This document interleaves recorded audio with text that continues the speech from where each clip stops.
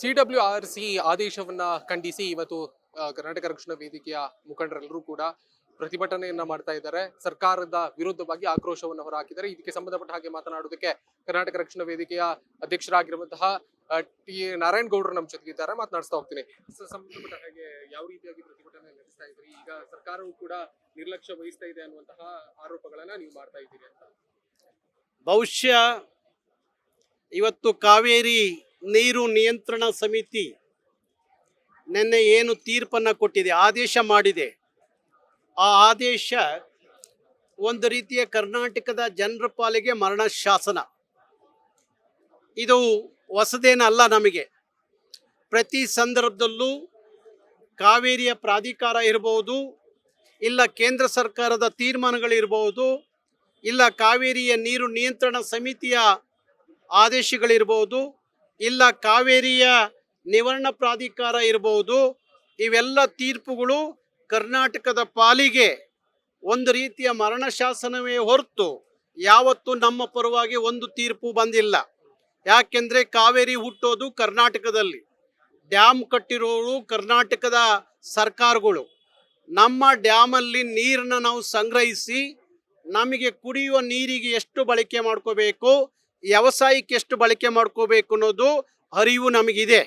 ಆದರೂ ಸಹ ನಮ್ಮ ಕೆಳಗೆ ಇರುವಂಥ ತಮಿಳುನಾಡು, ನಾವು ಅವರಿಗೆ ಪ್ರತಿ ಸಂದರ್ಭದಲ್ಲೂ ಕಾವೇರಿಯ ಪ್ರಾಧಿಕಾರ ಏನು 205 TMC ನೀರನ್ನ ಪ್ರತಿ ವರ್ಷ ಕೊಡಬೇಕು ಅಂತ ಹೇಳುವಾಗ ನಮ್ಮ ಕಾವೇರಿಯ ಪ್ರದೇಶದ ಡ್ಯಾಮುಗಳಲ್ಲಿ ನೀರಿದ್ದಾಗ ಮಾತ್ರ ನಾವು 205 TMC ನೀರನ್ನ ಕೊಡಲಿಕ್ಕೆ ಸಾಧ್ಯ ಇದೆ. ಹೋದ ಬಾರಿ ಕರ್ನಾಟಕದಲ್ಲಿ ಒಳ್ಳೆ ರೀತಿಯಲ್ಲಿ ಮಳೆ ಆದ ಕಾರಣ ನಾವು 205 TMC ಬದಲಿಗೆ 300ಕ್ಕೂ ಹೆಚ್ಚು TMC ನೀರನ್ನ ತಮಿಳುನಾಡಿಗೆ ಕೊಟ್ಟಂಥ ಇತಿಹಾಸ ಇದೆ. ಈಗ ನಮಗೆ ಕುಡಿಯುವ ನೀರಿಗೆ ನೀರಿಲ್ಲದೆ ಇದ್ದ ಕಾರಣ ನಮ್ಮ ಡ್ಯಾಮುಗಳಲ್ಲಿ ಕೇವಲ 12 TMC ನೀರಿರುವುದರಿಂದ ಬೆಂಗಳೂರಿನಲ್ಲಿ ಕುಡಿಲಿಕ್ಕೆ ಒಂದು ತಿಂಗಳಿಗೆ 3 TMC ನೀರು ಬೇಕಾಗಿದ್ದ ಕಾರಣ ನಾವು ಇವತ್ತು 4.5 TMC ನೀರನ್ನ ತಮಿಳುನಾಡಿಗೆ ಕೊಡೋಕ್ಕಾಗ್ತಾ ಇಲ್ಲ. ಆದ್ದರಿಂದ ತಮಿಳುನಾಡಿಗೆ ನಾವು ನೀರು ಬಿಡೋದು ಸಾಧ್ಯ ಇಲ್ಲ. ತಮಿಳುನಾಡು ಅರ್ಥ ಮಾಡ್ಕೋಬೇಕು. ಕಾವೇರಿಯ ನೀರು ನಿಯಂತ್ರಣ ಸಮಿತಿಯ ಆದೇಶ ಮಾಡ್ತಲ್ಲ, ಅದು ಅರ್ಥ ಮಾಡ್ಕೋಬೇಕು. ನಮ್ಮ ರಾಜ್ಯದ ವಕೀಲರು ಆ ನಿಯಂತ್ರಣ ಸಮಿತಿಗೆ ನಮ್ಮ ಪರಿಸ್ಥಿತಿಯನ್ನು ಅರ್ಥ ಮಾಡಿಸುವುದು ಕೆಲಸವನ್ನ ಸರಿಯಾಗಿ ಮಾಡಬೇಕಾಗತ್ತೆ. ಆ ಮಾಡದೇ ಇದ್ದ ಕಾರಣ ಆ ವಿಫಲತೆಯಿಂದ ಇಂಥ ತೀರ್ಪುಗಳು ನಮಗೆ ಬರ್ತವೆ ಅಂತ ಅನಿಸ್ತಾ ಇದೆ. ಮುಖ್ಯವಾಗಿ ಉಭಯ ರಾಜ್ಯಗಳು ಕೂಡ ಪರ್ಯಾಯ ವ್ಯವಸ್ಥೆಯನ್ನ ಮಾಡ್ಕೊಂಡಿಲ್ಲ ಅನ್ನುವಂಥದ್ದು ಸ್ಪಷ್ಟವಾಗಿ ಗೋಚರ ಆಗ್ತಾ ಇದೆ ಅಂತ. ಈಗ ಇಲ್ಲಿನ ಜಲಾಶಯಗಳಲ್ಲಿ ನೀರಿನ ಮಟ್ಟ ಕುಸಿತಗೊಳ್ತಾ ಇರೋದು ಮತ್ತು ಬರಗಾಲದ ಸಂದರ್ಭದಲ್ಲಿ ಎರಡೂ ರಾಜ್ಯಗಳು ಮಾಡಬೇಕಾಗಿರುವಂತಹ ಅನಿವಾರ್ಯದ ಕೆಲಸಗಳನ್ನ ಮಾಡಿಲ್ಲ ಅನ್ನೋದು ಇಲ್ಲಿ ಸ್ಪಷ್ಟವಾಗಿ ಗೋಚರ ಆಗ್ತಾ ಇದೆ ಅಂತ. ಬಹುಶಃ ತಮಿಳುನಾಡು ನಾವು ಬಿಡುವಂತ ನೀರಿನ ಏನು ನಮಗೆ 205 TMC ನೀರು ಕೊಡಿ ಅಂತ ಕೇಳ್ತಾರಲ್ಲ, ಆ 205 TMC ನೀರನ್ನು ಸಂಗ್ರಹ ಮಾಡಿ ಇಟ್ಕೊಳ್ಳುವಂಥ ಡ್ಯಾಮ್ಗಳು ತಮಿಳುನಾಡಲ್ಲಿ ಇಲ್ಲ. ಮೊದಲಾಗಿ ಅರ್ಥ ಮಾಡ್ಕೋಬೇಕು. ಆದರೂ ಸಹ ನಾವು ಬಿಟ್ಟಂಥ ನೀರನ್ನು ಅವರು ಸಮುದ್ರಕ್ಕೆ ಬಿಡ್ತಾರೋ ಹೊರತು ಸರಿಯಾದ ರೀತಿಯಲ್ಲಿ ನಾವು ಕೊಟ್ಟ ನೀರನ್ನು ಬಳಕೆ ಇಲ್ಲಿವರೆಗೂ ತಮಿಳುನಾಡು ಮಾಡಿಕೊಳ್ಳಿಲ್ಲ. ಯಾಕೆಂದರೆ ಆ ಪ್ರಮಾಣದ ಡ್ಯಾಮ್ಗಳು ತಮಿಳುನಾಡಲ್ಲಿ ಇಲ್ಲ. ಈ ಪರಿಸ್ಥಿತಿಯನ್ನು ತಮಿಳುನಾಡು ಅರ್ಥ ಮಾಡ್ಕೋಬೇಕು. ಹಾಗೆ ಆಗಾಗ ಲಾಬಿ ಮಾಡಿಕೊಂಡು ಕಾವೇರಿ ವಿಚಾರವನ್ನು ರಾಜಕೀಯವಾಗಿ ತಮಿಳುನಾಡು ಪ್ರತಿ ಸಂದರ್ಭದಲ್ಲೂ ಮಾಡಿಕೊಂಡು ಬಂದಿದೆ.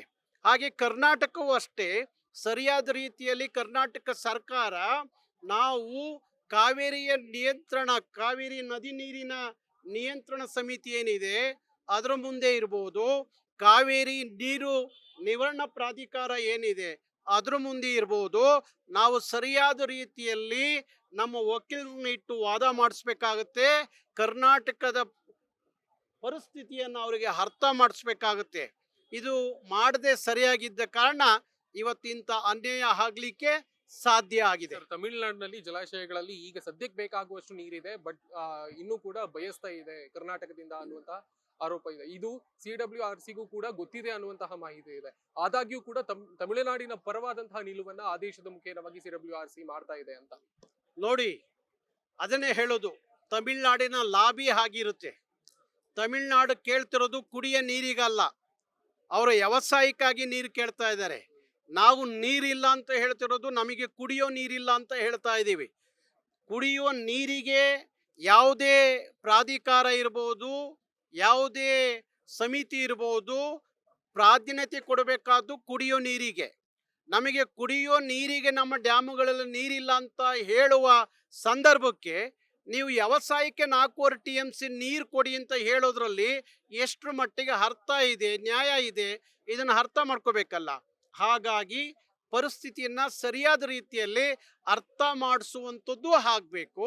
ನಮ್ಮ ರಾಜ್ಯದ ಎಲ್ಲ ಪಕ್ಷದ ಸಂಸದರು ಕೇಂದ್ರದ ಮೇಲೆ ದೊಡ್ಡ ಲಾಬಿ ಮಾಡೋದನ್ನು ಕಲಿಬೇಕು. ತಮಿಳ್ನಾಡು ಬಾರಿ ಆಗಾಗ ದೊಡ್ಡ ಲಾಬಿ ಮಾಡುತ್ತೆ, ಆದರೆ ನಮ್ಮ ರಾಜ್ಯದ ಸಂಸದರಾಗಲಿ ಮಂತ್ರಿಗಳಾಗಲಿ ಸರಿಯಾದ ರೀತಿ ಲಾಬಿ ಮಾಡದಿದ್ದ ಕಾರಣ ಇಂಥ ಅನ್ಯಾಯಗಳು ನಿರಂತರವಾಗಿ ನಡೀತಾ ಇದೆ. ಸರ್, ಕಾವೇರಿ ನದಿಯಂತಹ ವ್ಯಾಜ್ಯಗಳ ವಿಷಯಕ್ಕೆ ಸಂಬಂಧಪಟ್ಟ ಹಾಗೆ ಯಾವ ಸರ್ಕಾರದ ಜಲಸಂಪನ್ಮೂಲ ಇಲಾಖೆಯ ಸಚಿವರು ಇದ್ರ ಬಗ್ಗೆ ಒಂದು ಸ್ಪಷ್ಟ ಕಾನೂನಾತ್ಮಕವಾಗಿ ಹೋರಾಟ ಮಾಡೋದಿರ್ಲಿ ಅಥವಾ ಯಾವ ಪ್ರಯತ್ನವೂ ಕೂಡ ಮಾಡಿಲ್ಲ ಅನ್ನೋದು ಇಲ್ಲಿ ಗೊತ್ತಾಗ್ತಾ ಇದೆ ಅಂತ. ಹೌದು, ಸರಿಯಾದ ರೀತಿಯಲ್ಲಿ ಒಳ್ಳೆ ನುರಿತ ವಕೀಲರ ನೇಮಕ ಮಾಡಬೇಕಾಗತ್ತೆ. ಹಿಂದೆ ನಾರಿಮನ್ನು ಕರ್ನಾಟಕದ ಪರವಾಗಿ ವಾದ ಮಾಡ್ತಿದ್ರು. ಸುಮಾರು 100 ಕೋಟಿಯನ್ನ ರಾಜ್ಯ ಸರ್ಕಾರ ಕೊಟ್ಟಿದೆ. ಆದರೆ ಆ ಒಂದು ಸಂದರ್ಭದಲ್ಲಿ ಒಂದು ತೀರ್ಪುಗಳು ಕರ್ನಾಟಕದ ಪರವಾಗಿ ಬರಲಿಲ್ಲ. ನಮಗೆ ಆವಾಗಲೂ ಅನ್ಯಾಯ, ಈಗಲೂ ಅನ್ಯಾಯ. ಹಾಗಾಗಿ ಈ ಪರಿಸ್ಥಿತಿಯನ್ನ ನಾವು ಸರಿಯಾದ ವಕೀಲರು, ಸರಿಯಾದ ನುರಿತ ವಕೀಲರನ್ನ ಇಟ್ಕೊಂಡು ಸರಿಯಾದ ರೀತಿಯಲ್ಲಿ ವಾದವನ್ನ ನಾವು ಮಂಡಿಸಿರೆ ಆಗ ನಮಗೆ ಇಂಥ ಬರುವ ತೀರ್ಪುಗಳು ಕಡಿಮೆ ಆಗ್ತವೆ. ಸರ್, ಮುಖ್ಯವಾಗಿ ಈಗಿನ ಮುಖ್ಯಮಂತ್ರಿಗಳು ಯಾರಿದ್ರು ನಮ್ಮ ರಾಜ್ಯದ DK ಶಿವಕುಮಾರ್ ಅವರು ಈ ಹಿಂದೆ ಸಿದ್ದರಾಮಯ್ಯನವರ ನೇತೃತ್ವದ ಸರ್ಕಾರದಲ್ಲಿ ಜಲಸಂಪನ್ಮೂಲ ಇಲಾಖೆ ಸಚಿವರಾಗಿದ್ರು. ಅವರು ಕೂಡ ಈ ರೀತಿಯಾಗಿ ನದಿ ವ್ಯಾಜ್ಯಗಳನ್ನ ಬಗೆಹರಿಸುವಲ್ಲಿ ಪ್ರಯತ್ನ ಮಾಡಿಲ್ಲ. ಮತ್ತೆ ಈಗ ರಾಮಲಿಂಗಾರೆಡ್ಡಿ ಅವರು ಜಲಸಂಪನ್ಮೂಲ ಇಲಾಖೆ ಸಚಿವರಾಗಿದ್ದಾರೆ. ಅವರು ಈ ಇಲಾಖೆ ನನ್ಗೆ ಬೇಡ ಅನ್ನೋದನ್ನ ಮೊದಲೇ ಹೇಳಿದ್ರು. ಈಗ ಅವ್ರು ಸಮರ್ಥರಂತ ಕಾಣಿಸ್ತಾ ಇದೆಯಾ, ಏನು ಎತ್ತ ಅನ್ನೋದ್ರ ಬಗ್ಗೆ? DK ಶಿವಕುಮಾರ್ ಅವರು ಸಿದ್ದರಾಮಯ್ಯನವರ ಸರ್ಕಾರದಲ್ಲಿ ನೀರಾವರಿ ಸಚಿವರಾಗಿದ್ದವರು. ಒಂದಷ್ಟು ಅನುಭವ ಮತ್ತು ಒಂದಷ್ಟು ಅಂಕಿಅಂಶ ಅವರಿಗೆ ಇರುತ್ತೆ ಅಂತ ನಾನು ಅಂದ್ಕೊಂಡಿದ್ದೀನಿ. ಹಾಗೆ ರಾಮಲಿಂಗ ರೆಡ್ಡಿ ಅವರಿಗೆ ಒಂದಷ್ಟು ಅಂಕಿಅಂಶ ಮತ್ತು ನೀರಾವರಿ ವಿಚಾರದ ಕೊರತೆ ಇದೆ. ಹಾಗಾಗಿ ಅವರೇ ಹೇಳಿದ ಹಾಗೆ ನನಗೆ ಆ ಖಾತೆ ಬೇಡ ಅಂತ ಹೇಳಿ ಅವರು ವಾದವನ್ನು ರಾಜ್ಯ ಸರ್ಕಾರದ ಮುಂದೆ ಇಟ್ಟಿದ್ರು. ಆದರೂ ರಾಜ್ಯ ಸರ್ಕಾರ ಅವರ ಹೈಕಮಾಂಡು ಅವರಿಗೆ ಆ ಖಾತೆಯನ್ನು ಕೊಟ್ಟಿದೆ. ಅವರು ನಿಭಾಯಿಸಬಹುದು ಅಂತ ನನಗೆ ಅನಿಸುತ್ತೆ. ಹಾಗಾಗಿ ಸರಿಯಾದ ರೀತಿಯಲ್ಲಿ ಅವರು ವಕೀಲರನ್ನಿಟ್ಟು ವಾದ ಮಾಡಿಸಿರೆ ಸಾಕಾಗಿದೆ. ಹಾಗಾಗಿ ಸರಿಯಾದ ನುರಿತ ವಕೀಲರನ್ನಿಟ್ಟು ವಾದ ಮಾಡಿಸಿ ಅನ್ನೋದು ನನ್ನ ವಾದ. ನ್ಯಾಯಮಂಡಳಿ ಏನ್ ಹೇಳುತ್ತೆ ಅದನ್ನ ಮಾಡಬೇಕು ಅನ್ನೋದು ಈಗ ಮುಖ್ಯವಾಗಿ ಗೊತ್ತಾಗ್ತಾ ಇರೋದು. ಸೊ ಅದಕ್ಕೆ ಸಂಬಂಧಪಟ್ಟ ಹಾಗೆ ಸರ್ಕಾರವು ಕೂಡ ಸಮಜಾಯಿಷಿ ತೆಗೆದುಕೊಳ್ತಾ ಇದೆ. ಸಮಿತಿ ಏನ್ ಹೇಳುತ್ತೆ ಅದನ್ನ ನಾವು ಮಾಡ್ಬೇಕಾಗತ್ತೆ ಅಂತ. ಅಲ್ಲ, ಕಾವೇರಿ ನೀರು ಸಮಿತಿ ಏನಿದೆ, ನಿಯಂತ್ರಣ ಸಮಿತಿ, ಅದು ಹೇಳಿದ್ನೆಲ್ಲ ಮಾಡಬೇಕು ಅನ್ನೋದೇನು ಅದು ಬ್ರಹ್ಮನ ಲಿಪಿ ಏನಲ್ಲ, ಬ್ರಹ್ಮ ಬರೆದಿದ್ದಲ್ಲ. ಯಾಕೆಂದ್ರೆ ನಮ್ಮ ಪರಿಸ್ಥಿತಿ ಸರಿ ಇಲ್ದಾಗ ಅವನು ಅಲ್ಲಿ ಡೆಲ್ಲಿಲಿ ಕೂತ್ಕೊಂಡು ಹೇಳ್ಬಿಟ್ರೆ ಆದೇಶ ಪಾಲಿಸ್ಬೇಕು ಅನ್ನೋದೇನು ಇಲ್ಲ. ನಮ್ಮ ಪರಿಸ್ಥಿತಿಯನ್ನು ಅರ್ಥ ಮಾಡಿಸುವ ಕೆಲಸಕ್ಕೆ ನಾವು ಮುಂದಾಗಬೇಕು ಅಷ್ಟೇ. Thank you so much. ಇದಾಗಿತ್ತು ನಾರಾಯಣ ಗೌಡರ ಮಾತುಗಳು. ಕ್ಯಾಮರಾ ಪರ್ಸನ್ ನವೀನ್ ಲಂಕೆ ಜೊತೆ ಶ್ರೀರಾಜ್ ಹುಕ್ಮಾಡಿ, ಬೆಂಗಳೂರು.